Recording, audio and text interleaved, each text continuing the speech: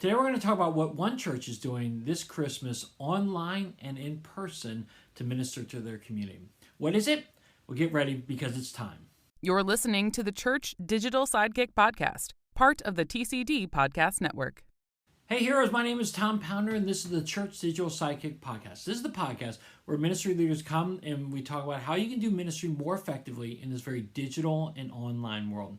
And today I got my friend Jake McNamara from Compass Church here with me, and Jake's been on the podcast before, but he does online ministry, and actually a little tease, he does a little bit more than just online ministry. He'll talk about that on the interview, but Jake's going to be on, and we're going to talk about Christmas and what they're doing this Christmas to minister to their community. So we're going to talk about that. But before we get into that, I want to highlight theChurch.digital. At theChurch.digital, we have tons of resources, tons of blog posts, tons of podcasts, tons of coaching that you can get for your church for online ministry, whether it's digital ministry, metaverse ministry, or online ministry. We've got a lot of different resources for you to check out. So if you've never checked out theChurch.digital, do it today. I'll include the link in the show notes, but it's a great opportunity to help get support and encouragement as you look to grow your ministry in the years to come. All right, so we're ready to begin the conversation. Let's talk to Jake McNamara about what they're doing this Christmas season online and in person to serve their community. Okay, with me right now is Jake McNamara. Jake, how are you, man? Doing great, Tom. How are you doing? I'm doing great. It's great to have you back on the podcast. It's been a while since you've been on, but we still follow each other on Twitter really regularly. So I still feel like I'm in touch with you.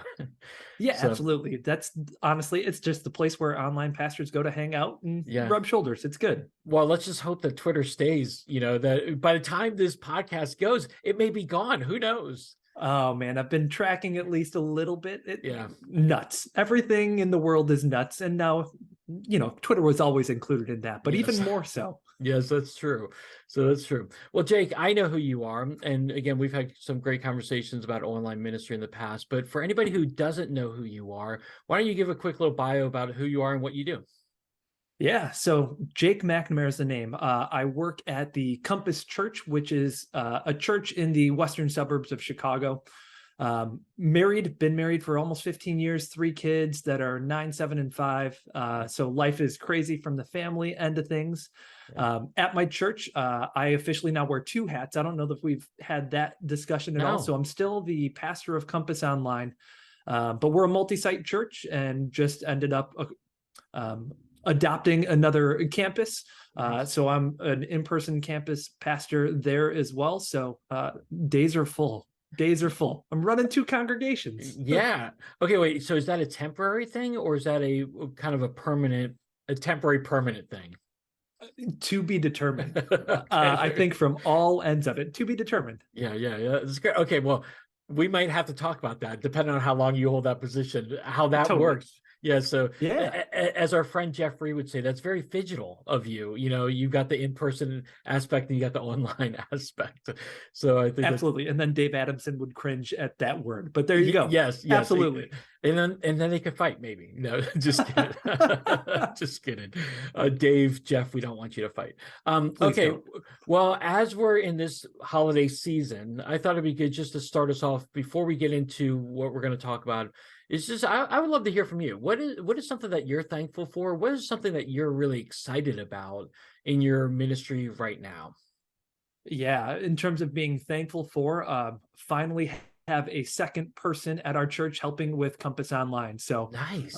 Had hired, her name's Cassie. Absolutely great. And there's just something recharging overall about having another person who's in the day in, day out, thinking through ministry and how to do it digitally and do it well. So it's just been a really reinvigorating thing for me personally. Been incredibly thankful for it. That's awesome. And do you guys is she in person? Like, where do you guys get to meet together and be in person, or is it all online stuff? It's more online than not. So she lives about an hour away from our campuses, but it's one where about once a week I see her in person and once a week I see her online. And it's been a good thing so far. That's awesome. From all ends. Yeah, that's awesome. That's very encouraging. So that's great. That's something very encouraging to be thankful for. I'm actually just thankful for that I get to have conversations and talk with people like you, because online ministry can be very isolating. And when I in my experience, I see a lot of churches going back to not doing as much online. So to be following people like you is just really encouraging to me, because you having these conversations, I'm like, man, it just kind of blows my mind. I'm like, I want to do this now. So you guys really inspire me. So I'm thankful I get to have these conversations, because it really encourages me in my ministry and helps me not feel so isolated. So And I like listening to them every week, so it's all there you good. go. That's great. That's great. All right. Well, let's get into what we're going to talk about today. We're going to talk about Christmas. And you guys we've talked about Christmas with your church in the past, but I just want to talk about what you guys are going to do this year for Christmas, because I still think there's time for people especially from an online perspective, to hear different things and say, hey, we could do that this Christmas at our church. It's still possible for us to do that. So why don't you share with me a little bit about what you guys are doing, and then we can kind of break it down a little bit more. Yeah, so we'll start with the large concept of just what's our theme for our Christmas Eve services, in particular. And really what that comes down to is just very common thing of peace on earth, and we're using a whole snow globe motif. So just as a real big spoiler alert, it's going to snow in person and for our online recordings, and it's going to be a lot of fun. Oh, that's great. Going to be a lot of fun. So that's kind of the starting point of all of it, is just we craft message out with everything we do for every online and in-person service. And this is no different. So we kind of do it in two different ways, because we're the oddball church that still pre-records, and we'll pre-record just about everything. And this year's no different. So we're trying to work some different cinematography aspects into what we're doing for our online recording. And the fun part of that is we'll take what we do for online and then reuse it at our in-person locations to give them some different video elements mixed into everything else that's happening.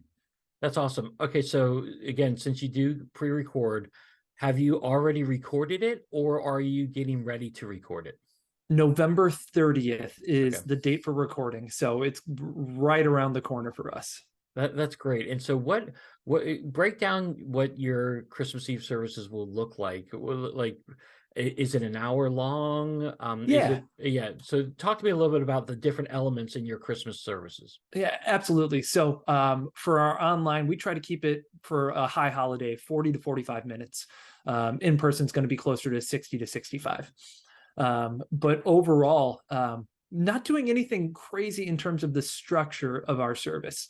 But it'll be kind of an icebreaker moment up at the top. Gonna be playing some games together. Cool. So that'll be a little bit of fun. And then moving into our time of worship and all of that. And then we'll mix of some video elements in, just kind of like the bumper for those that are kind of in that realm of church ministry and understand all of that kind of language. And then we'll dive straight into the message, and then we'll break it up into a couple of small parts. And then when we get ready to close it, it's our worship team has pulled together an original song for this year, which we're really excited about.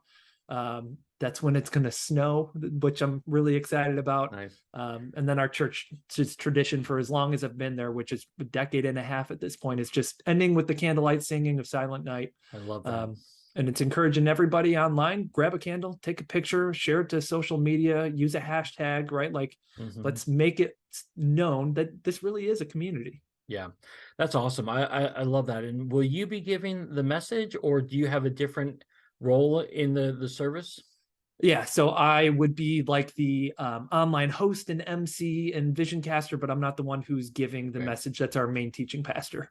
Yeah, that's very similar to me. So I have different roles in the Christmas service, but again, the main message comes from our senior pastor. So that's cool. Okay, so let me ask you about then, when will you be showing this, and how often will you be showing it? Yeah, so we have landed on the week of Christmas is when we will premiere on YouTube, and then we'll leave it up. Okay. So the 19th of December is when our Christmas Eve service will go live. And we found it's been a good invite tool, a good way for people to get a taste of. And then if they're in the area, they can decide to walk in the doors and get a little bit of a different experience. But it's also a good way for our congregation to, one, share, but two, to let their friends and family know a little bit more of what they're going to be getting into. There's always a big hesitancy walking in the door of a church, especially if it's not something you're used to doing. And we found just being able to do a pre-recorded message that's meant to live online, that's a very similar message and concept, but also slightly different, is a really good bridge for doing just that, of inviting your friends to come. That's great. And will you be sharing that on other platforms or just on YouTube? Yeah, so we still work through Chop as well. Okay. We'll just do 2 services on Christmas Eve. Probably about 2 hours apart is where it's landed on all of it. Okay. But beyond that, everything else we'll do the premiere early, and then it'll just be up and running. But if people want the live chat experience or just the sense of community that comes with gathering with other people at a specific time, we do have 2 of those options open. That's great. That's fantastic. Now, here's the million-dollar question here, because I know there's much debate on this. Will you be doing a Christmas Day service? Yeah, so yes and no is the complicated answer of that. We are going to not do an in-person service at any of our locations except for one. So just one of our campuses out of the 5 will be doing an in-person, but we are doing a separate devotional with all of us campus pastors kind of coming together and doing a video element for like a family Christmas devotion. So we are truly pushing people online. That's actually really encouraging. So are you encouraging your other campuses, if they want that in-person experience on Sunday morning for Christmas Day, to go to that one particular campus? Yes. Yeah. Yep, absolutely. And the rest of us get a break. That's great. I think that's a good balance, to be honest. Because I think that I've heard so many conversations about you have to have it on Christmas Day and it has to be in person and all this stuff. And I just think there's a lot of both. You can do both so we wanted to make sure that we weren't burning out our staff, our volunteers. And when we were really sitting down and going and wrestling through it, was the value more of getting everybody together or having people have a family moment together? And for us in this season, we just wanted people around their Christmas tree to have the chance to just have a family moment together before they move on with the rest of their day. Yeah, I love the devotional aspect that you guys have, and that you're going to be doing it. And I'm assuming you're going to be sharing that on YouTube as well. Yeah. Okay. So we are, again, with the whole snow globe motif, we're giving out at all of our in-person locations, and we're going to give directions for people online to do it, but handing out a snow globe that they can build themselves at home. And mixed in with that, there's going to be 2 QR codes, one for the devotional and one just for a bunch of worship songs that our worship team has recorded and pulled together. And it'll just be a playlist for people to have in the background as they're opening their presents. I love that idea. So I'm taking notes because that's what I'm going to look at doing for next year. I think that's a fantastic idea. So I love how creative. That's why I love talking to you, because you guys just really think outside of the box and think of different ideas. And so I love what you guys are doing over at Compass. That's fantastic. Okay, so that's Christmas Eve and Christmas Day kind of stuff. But you're also doing a game night. What's the game night about? Yeah, so this goes back to don't neglect the power of a good survey and just asking people what they want. As Cassie and I were just kind of wrestling through what's going to be the next best thing to connect with everybody that's joining Compass Online, we had a lot of different ideas. We wanted to try a bunch of different things. Do we do something in person? Do we do something online? Do we do something hybrid? Do we figure out, we were just wrestling, and really, as we were wrestling, landed on, let's just ask. So for a couple of week period, we would put a QR code up on the screen for our online services, and we bribed people. We offered we would pull one winner for whoever filled out the information to let us know what they most wanted from us, with some Compass Church swag, some shirts or whatever. And it was just a great way to incentivize it and get people to give their honest feedback. And we were blown away that by far, the most popular feedback we got was, can we just do a digital game night? Wow. So we're working through, things that aren't out of the ordinary, but we're going to do some in-home minute to win it kind of things. We're going to do like a Jeopardy kind of concept, just sit down, have fun, and be a community during Christmas time. Okay, so are you going to do this on Zoom or like what? Well, Okay. Teams was going to be just, Okay. but yeah, same concept. Same concept. And so you're encouraging families to participate together in these different variations of games? Absolutely. Yeah. That's awesome. What encouraged me about your online game night is that when we were really starting off in the pandemic, everybody was doing stuff with Zoom and everything. And then you kept on hearing the Zoom burnout and all that kind of stuff. And then, so instead of like continually do like cut back a little bit and continue to do stuff, people just cut back completely and stop doing Zoom. And I still think it's a tool that we can use to connect with people. And the simple fact that you're doing this Christmas game night with families, that's just so fun. That's just a really fun and creative way to engage your community. Yeah, and you brought up a great point. I think at the beginning of the pandemic, everybody used Zoom as the only tool as opposed to just a tool and a option. Yeah. Or an option. Sorry, any English majors out there. But as we were, going through it, we've just landed on, we don't want to completely neglect it. People know how to use it. We can still do things with it, but we don't have to solely do things with a tool like that. And I think that helps get away from the fatigue and burnout of Zoom that everybody was dealing with a year and a half ago, 2 years ago. Yeah, definitely. That's awesome. And when are you doing that? How, like, what day are you doing that? It'll be a Thursday night, if I'm remembering the dates correctly, middle of December. So Okay. trying to get well ahead of Christmas, Yep. But close enough too that we can still do some Christmas theme. Yeah, and I'm assuming you'll do some promotion for your Christmas services and all that kind of stuff on that as well. That's already started. Are you doing any giveaways during that game night too? Like fun giveaways? We haven't landed on that yet, Okay. but now that you bring that up, I'm taking notes. Okay. I think that's a great idea. Yeah. That's a great idea. Yeah, well, I'm just used to working with teenagers, and so the only thing I can get them to do anything is I have to bribe them with a gift card or something like that. I play to win, but some people play to win things. Yes, so exactly. That's a really good call. There you go. There you go. Okay. Well, the last thing I want to hit on is you talked about your podcast, and the Christmas season podcast theme. Talk to me a little bit about that. Yeah. So we landed on needing some ancillary church-based content for the Compass Church, and just based on bandwidth and personality and styles, landed on a podcast called Midweek at the Compass. And the intent of it is just to have further faith conversations around what we're talking about for a weekend message. For Christmas season, we're doing kind of an abrupt shift. Okay.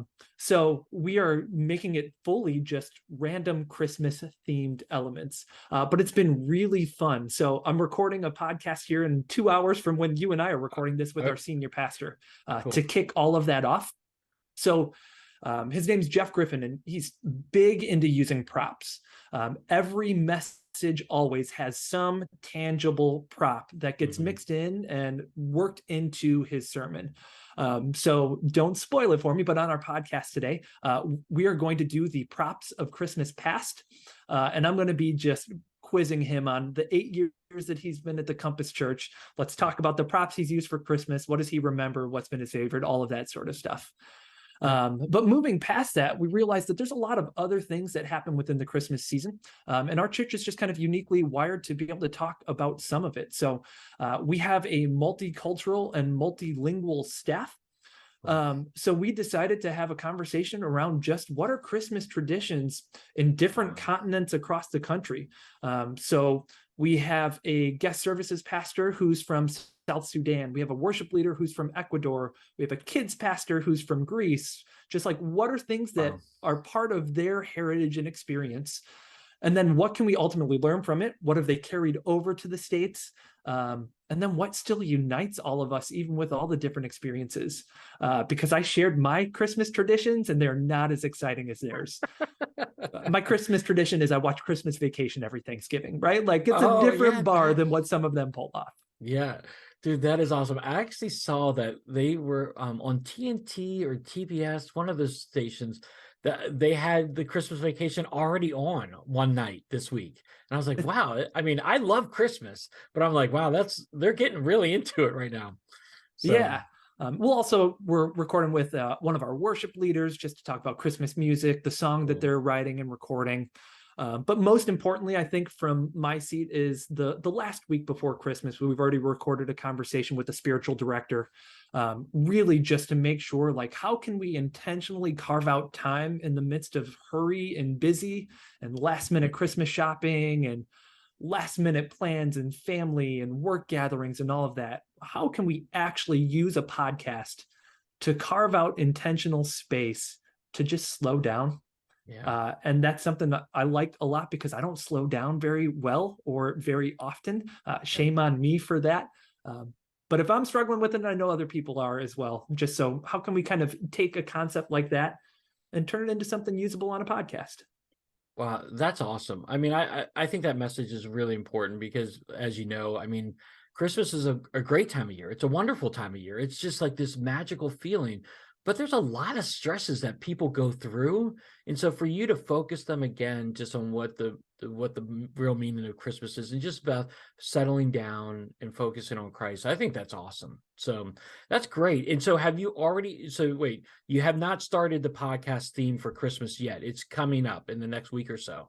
Yeah, it will Okay, be released starting next week. that's great. Most of it's recorded. I think we've got one to go, two to go. Okay. And is this a separate podcast, or is just one of it's the same podcast that you're always doing, like same hosts and all that kind of stuff? It's just you're choosing a different theme. Yeah, so Yep. the latter. It's the same host. So me is the host, same concept of bringing on Yeah. guests, but instead of just having a conversation around the weekend message, it's let's just talk all things Christmas. Let's have a little bit of fun with it. Yeah, that's awesome. Okay, that is fantastic. Okay, so since you've already brought it up, one of your traditions is to watch Christmas Vacation. Do you have any other traditions as we kind of wrap up, like just you and your family? All right, so I'm going to be ashamed to admit this, but because I'm talking to a friend here, let's do it. So back when I was young, my parents decided that they weren't going to promote Santa, but they weren't going to do anything else with it. It was always just a, what do you think kind Yeah. of thing. Yeah. So as we were young, all of a sudden we started getting one Christmas gift a year that was from Santa Claus. Okay. And very quickly we realized that that one gift a year was always socks and underwear. So that tradition has now lived on. But the best part of it is we're doing it with our kids now, and they know what the gift is. Like they Yeah. figured it all out really quickly. But the best part of all of it is my 7-year-old, my middle daughter, Mhm. sat down with us this Christmas season and is like, Dad, why does Santa Claus only bring us socks and underwear, but he brings other people so many cool things? It's like, oh, kid, I'm ruining for you. I'm sorry, but it's also Oh, like, I love it. I love it. oh my gosh, that is hilarious. That's really funny. So that's awesome. Well, Jake, this has been awesome talking with you about Christmas and what you guys are doing at your church. As we kind of wrap up, is there any final thoughts that you would have, or any final encouragement that you would give us from an online ministry? Yeah, I'd love to do two things. One, everybody just don't neglect the power of an invite, whether that's a video invite, whether that's a PDF, whether it's an email blast to your subscriber lists, whatever it looks like. There are so many ways that you could creatively come up with a good invite to encourage people towards the next step. Just always be intentional, right? Like that's shame on us if we are not doing everything we can to creatively broadcast the good news and get people to resonate and connect with it. Yeah. The last thing I would say is just, Tom, I would love to know one thing that you guys are doing for Christmas. Oh gosh. Well, one thing that we're doing for Christmas is, one of the things I like to do is I believe, so we use Chop as well, and we use YouTube, but we don't pre-record our stuff. But what I do is I like to take the Christmas Eve service, and after we're done with our services, to post that every hour on the hour through Christmas Day, and this year we do have one service in person that we're going to have for Christmas Day at our church. And I'll take that then and post that every hour on the hour for Christmas Day. And I just feel like, again, with that, we have an opportunity to reach people that we may not be able to reach locally, that someone in a far off land might want to, catch a Christmas service, and lo and behold, it's showing at midnight our time, but 6 o'clock p.m. their time or something like that. So that's something that we've been doing, and something I like to do is just take it and share it every hour on the hour, and just see what God does with that, and see if we can get any new interactions there. That's a great call. I like that. So, well, thanks. I appreciate that. Yeah, we really need to start looking at. Our church needs to start planning further ahead so that we can have some of the stuff. And it's a lot of churches. We all are like this, and so that's why I like talking to you guys. You guys are so far pre-recorded on stuff. It's like, it's awesome. I actually talked to another church the other day that they had already finished their Christmas recording. I'm like, man, it's not even November 15th and you're already recorded. But it's good for them. It's good. Yeah. So all it does for me is alleviate stress, right? Like if we have more things done ahead of time, then I just feel more comfortable. Yep. That's all it comes down to. 100%. Well, Jake, it's always great having you on. As we wrap up, just how can people connect with you? Where would you lead them? Yeah, Twitter, Instagram. I'm at JakeMac84 on both of those. Twitter's probably the best bet, at least as we are recording this for right now. But we'll see how that all ends up. Yes, and I'll include Jake's profiles in the show notes, so you guys can just click on those and start following him. He's a great follow. He's great encouragement, and if you're looking at some online ministry encouragement, definitely be following Jake today. So, Jake, thanks so much. Have a great Thanksgiving. Have a great Christmas, too. You as well, Tom. We'll talk again soon. Okay, so what did you think? Man, I love it when Jake is on the podcast. In fact, I shared with him after we finished recording the episode. I was like, man, I love it. I learned so much, and it's so encouraging to hear what they're doing and the thought process they have on doing it, and the fact that they're willing to try new things and different things. Even going back to the Christmas game night, where that would have been something we would have done like 2 years ago. They're still doing it. Why? Because they surveyed their community and they figured out that's something that they're really interested in. So let's do it. So I'm really excited to hear from him later about how that worked out and about their Christmas services as well. But what encouraged you during this episode? What challenged you? What questions do you have? Definitely put in the comment section below, or you can hit me up on Twitter. That's where I love to live, assuming that it's still there when this goes live. But it's going to be there. I have a feeling it's going to be there. But the reality is, you can hit us up on Twitter at TA Pounder is my Twitter handle. Jake's in the show notes. Definitely talk to us a little bit more. I'd love to hear what you're learning and also what you're doing this Christmas season for your community. All right, heroes. Well, thanks so much for joining me. As always, if you enjoyed it, definitely subscribe to it. Go to YouTube and subscribe to it. theChurch.digital, subscribe to it. Go to all the other platforms, such as Apple Podcasts or Spotify. It's on there as well. Subscribe to it so you can get these when they come out. All right, heroes. Well, I hope you have a great rest of your day, a great rest of your week. Until next time, have a great one.